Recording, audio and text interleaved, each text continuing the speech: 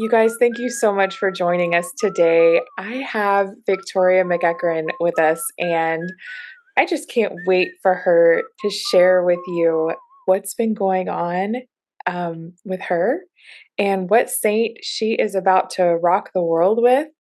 Victoria, tell us all about it. You have a project in the works. That's right. Um, I'm ready. I'm ready to hear all about it. Okay. Well, oh gosh, thank you so much for having me on, and it's just so great to talk to you.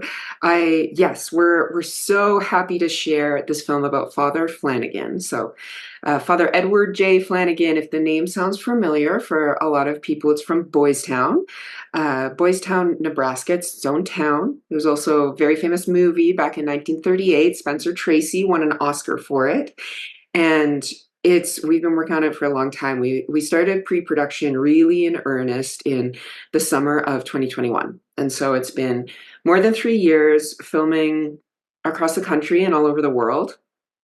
And I was speaking with somebody the other day, and they said they were kind of joking, right? And said, "Well, what about the other movie? What was wrong with that one?" And I said, "Of course, nothing is this movie tells the much more complete story of Father Flanagan beyond Boys Town." And I think people are very surprised, as I was, to learn about all that he did, and beyond Boys Town and who he was. The lives of the saints. We know a lot of the big stories, and also there are always the hidden moments, the quiet moments, that the things they did that maybe most people, they were public events, and so most people might not know. And that's what we've done. Is it's a feature length documentary about Father Flanagan. Love that. I love that. I feel like the saints have so much to tell us that they just are bursting to tell us about the secret moments that drew them closer and closer into that eternity that we could all learn from. Is there a moment with Father Flanagan where you just knew, okay, I have to tell his story. I have to be really involved in this project.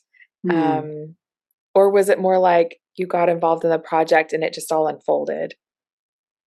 It was sort of everything. And so the Father Flanagan League, they're the local cause in Omaha and in Boys Town dedicated to his cause for canonization and the promotion of it. And so they approached Spirit Juice Studios, and we started talking about the potential for a project. And I didn't know Father Flanagan that well before beginning the project. And so I got to learn along with the process a lot, a lot, a lot. And so, of course, we watched the first film, and we spent a lot of time with the archives at Boys Town. Father Flanagan was by the end of his life such a public figure, and because of the movie, and just because of he was the leading child welfare expert at the time, and so he was quite well known for a lot of different reasons, and engaged with the media quite a bit to promote the cause of his boys and of Boys Town and other causes around the world. And so we there's a lot that exists on him. There's a lot of material, and in all of that, I started to talk to people, pre-interviews and things like that, who knew him best. Whether, there were a number of people who had met him when they were younger, and then also the people who knew him through his writings, through his legacy, through that enduring stories of him. And so there were many, many moments where I was just struck by all that he did. I remember talking to Tom Lynch, who is one of the historians who was involved quite a bit with his cause, um, and Tom Lynch knows everything about Mother Flanagan, and so he would begin to pull out these stories. And there was one in particular that I thought was pretty incredible. Was at the time, so Father Flanagan, he was caring for boys of all races and religions and everything at Boys Town, and he would not exclude anyone. And this had gotten him into a bit of trouble with Jim Crow laws and things like that, and he had to work around all of that. And the story that Tom Lynch brought up was one of when Father Flanagan would find out about boys, if a boy was convicted of murder. So the circumstances, of course, were many, but it was children, like young boys, minors certainly, who he found out through a news article one way or another, a boy had been convicted of murder, perhaps in another state, and these boys were facing there was no kind of juvenile system, and so these boys were facing life imprisonment and sometimes execution, and so Father Flanagan would go to wherever these boys were, and he would ask for custody of them. He would go to the state where they were, and he would say, please, allow me to be responsible for this boy, allow me to take custody of him, and I will be responsible for him, and he will come and live at Boys Town. And he did this many, many times, and he did exactly that. He would bring them back to Boys Town, and they would live there as community members and be welcomed by the community, and have the same chance to thrive that all of the other boys did. And those stories for me are just incredible. He had so many boys to care for already at Boys Town, but his care and concern for these boys, and his willingness to risk, um, and have them come, because this was not a popular thing to do, and so yeah, he would bring them back to Boys Town and give them the same chance as all the other boys. That's incredible. Hmm. What a beautiful story. Hmm. It And reminds again, me of over and over again, right? Is right. For him to do this even once is remarkable, but as Tom Lynch said, he did it over and over again. That's incredible. It Hmm. reminds me of how he goes after Hmm. the one lost sheep, and over and over. And what gets me is he's not just telling us he's doing that, like leaving the 99 to go after the one, but he is inviting us to do that as well, to go after the one, to go after Hmm. those who for some reason are lost, whatever reason it is, and to be that in their lives. That's incredible. Hmm. So there were, I think, yeah, getting to know Father Flanagan was such a gift, and you know, the, by nature of the project, we had such incredible access to people.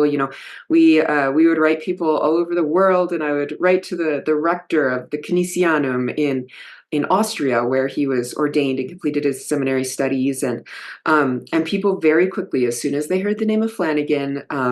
They were ready to. They said, "Yes, of course, come for an interview, and we'd be more than happy. And what do you need?"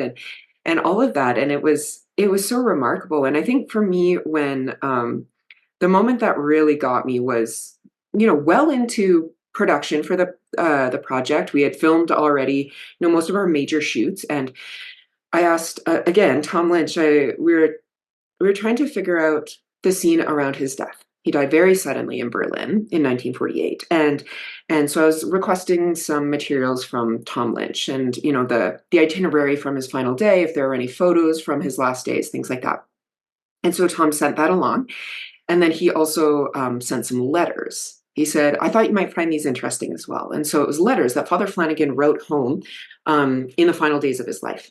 And so you have this itinerary. So at the time he was touring with General MacArthur and the US military after the Second World War Oh on my behalf of word. President Truman. And he was basically he was visiting the countries and helping to advise the president on how the United States might care for war orphans all over the world. And so you see the itinerary of his final days, and they ran into plane trouble. They almost crashed coming into Berlin, and a very, very demanding schedule, very busy. And so they arrive in Berlin, and they meet with some dignitaries and things like that, and are received at a reception. And then that evening, it's 12 a.m. midnight. Father Flanagan knocks on my door. This is from his secretary. Father Flanagan knocks on my door. He's not feeling well. And from there, it's a few lines. It's a page, and it's hour by hour, almost minute by minute. Father requests last rites and to see a priest, and by 2 a.m., Father Flanagan is dead. And reading that and seeing it line by line, I was I wasn't in Berlin at that time. I was sitting at my computer at a desk as a lot of this happens, and I started to tear up just for affection for this man, and then I Mm. started reading the letters. And 24, 48 hours, 72 hours before he died, he was writing letters home that said, checking in with his loved ones and correspondence and, concerned about the details of their lives and asking for updates and things like that. And then he would also say, I'm not feeling very well. I had a heart attack in Vienna last week at Easter Mass, and the doctor says I should stop. And yeah, I'm really not feeling well, but I have to press on because there's children who need care. And after Germany, we're going to Italy. He was already thinking countries ahead, and to know his quiet suffering during this incredibly punishing schedule, this demanding schedule, and his writing home, and to know that within 48 hours he would die, so far from Boys Town, in less than 24 hours after arriving in Berlin, and to think that this man who was so far from home, so far from the place he loved being most, and he wasn't feeling well, and he probably should have gone back to Nebraska to rest at that point, and he didn't really consider that. He just said, no, I have to press on, and I will press on, and that's, his cause is open, and that's what saints do, is they press on and they sacrifice, and they often do it really quiet. It's incredible that there is something so beautiful about you see that over and over with the saints as they squeeze out every drop of their life to give it in service back to Christ, and many times in suffering Hmm. and joining their suffering to his Hmm. cause. And it just, what an inspiration and what a reminder that this earth is not it. Like Yeah. it's not the end. It's Yeah. not, we press on towards that goal, right? Hmm.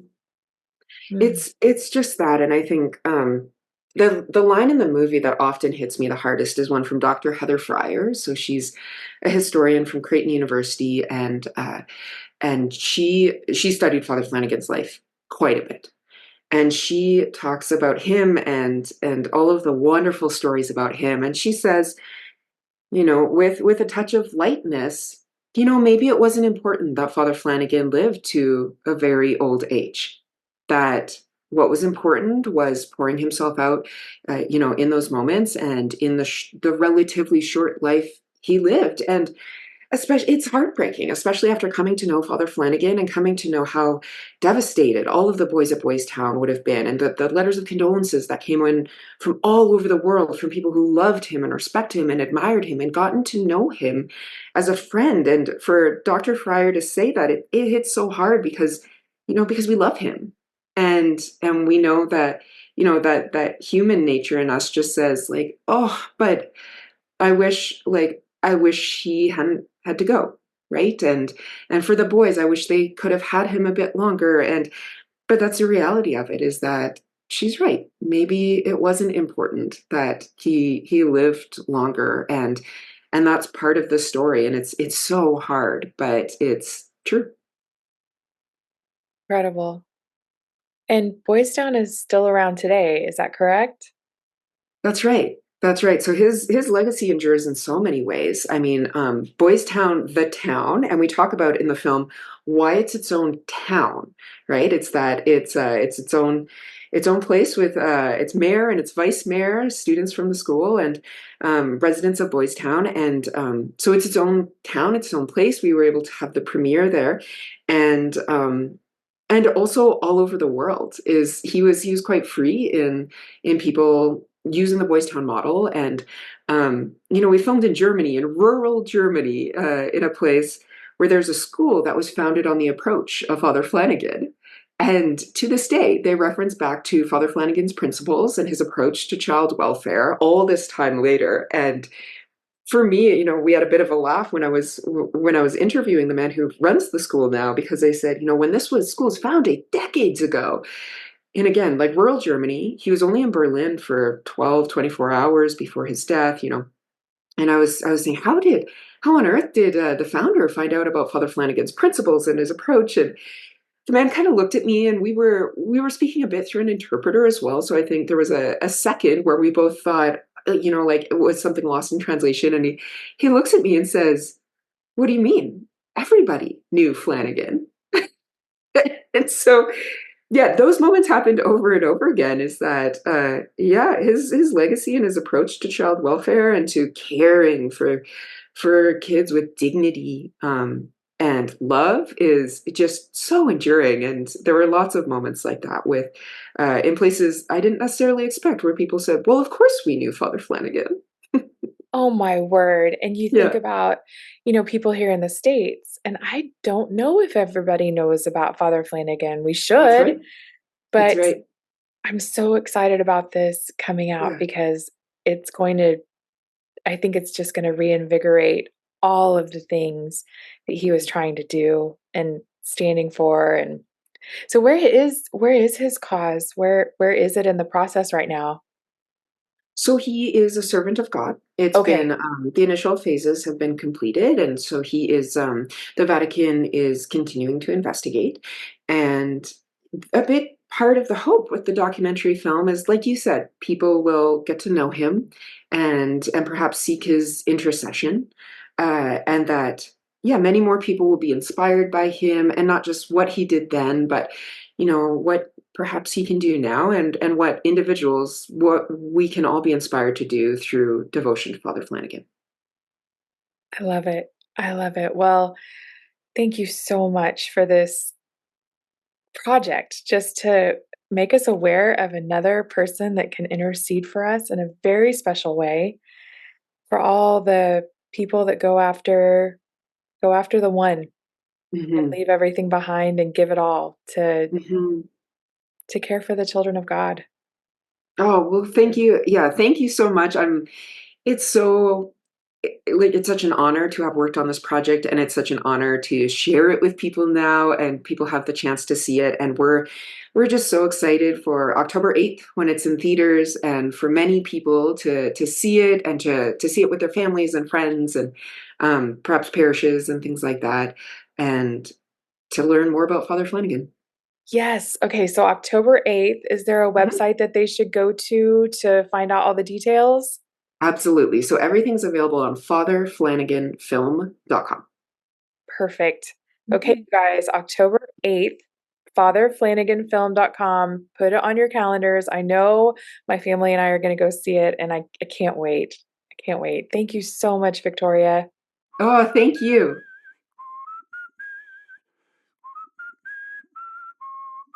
Thank you so much for joining us for Tripping Over the Saints. I hope you enjoyed meeting our new friend, and I cannot wait to introduce you to more new friends. If you would like to become a patron of this podcast, we would love for you to join in at Patreon. The donations you make go directly to cover the hosting, technical support, and donations we make to our speakers and podcasters and missionaries that come on the show to introduce us to someone new. Have a great day, and I cannot wait to talk to you again.